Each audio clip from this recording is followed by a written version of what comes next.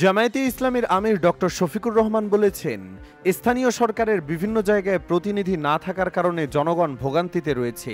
তাই নির্বাচন কমিশনের সদিচ্ছা ও সক্ষমতা যাচাইয়ে দ্রুত স্থানীয় সরকার নির্বাচন দিন। এতে জনগণ বুঝতে পারবে ইসির সদিচ্ছা কতটুকু।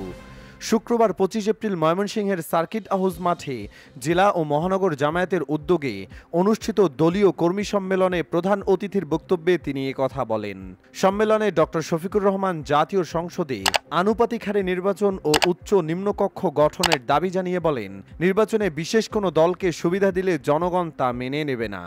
নারী সংস্কার কমিশনের সুপারিশে কিছু জায়গায় কোরআন ও সুন্নাহর খেলাপ করা হয়েছে দাবি করে তা বাতিলের আহ্বান জানান জামায়াতের আমির। তিনি বলেন, নারী বিষয়ক সংস্কারের নামে সম্প্রতি একটি রিপোর্ট জমা হয়েছে।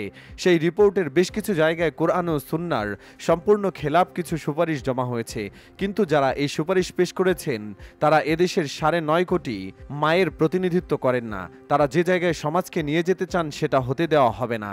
দেশে ফিরেই এটি বাতিলের জন্য প্রধান উপদেষ্টার প্রতি আহ্বান জানান আমিরে জামায়াত। জুলাই আগস্টের গণঅভ্যুত্থানে যারা জড়িত ছিল তাদের বিচার নিশ্চিতের দাবি জানিয়ে তিনি দ্রব্যমূল্যে ঊর্ধ্বগতির দিকেও সরকারের দৃষ্টি আকর্ষণ করেন।